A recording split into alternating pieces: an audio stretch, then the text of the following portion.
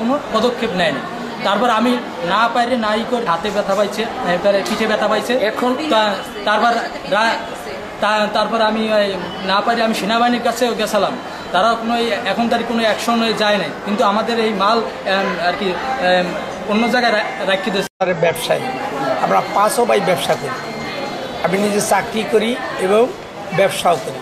Cyber বাজারে আমাদের অন্তত 30-40 ঘর আছে। তারা আমাদের ঘরে মাল রাখা মুদি মাল তারা জোরপূর্বক পুলিশ সামনে আমাদেরকে কোপাইছে, পুলিশ থানার সামনে থাকা অবস্থায় আমাদেরকে কোপাইছে এবং পোশাক পরা অবস্থায় তারা এই অবস্থা ডিউটিতে আমাদের সামনে আমাদেরকে কোপাইছে এবং আমাদের ঘরে মালামাল ছিল এই নামাইয়ে হেরা। তারপর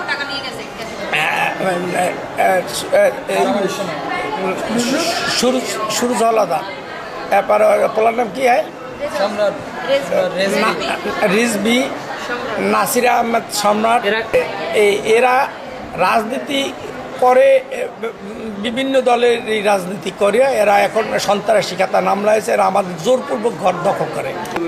মালামাল ছিল, আমি ব্যবসা করি, টাকা ছিল 10 লাখ লগে ব্যাংকের মাধ্যমে সিমেন্টের ডিলার সিমেন্ট।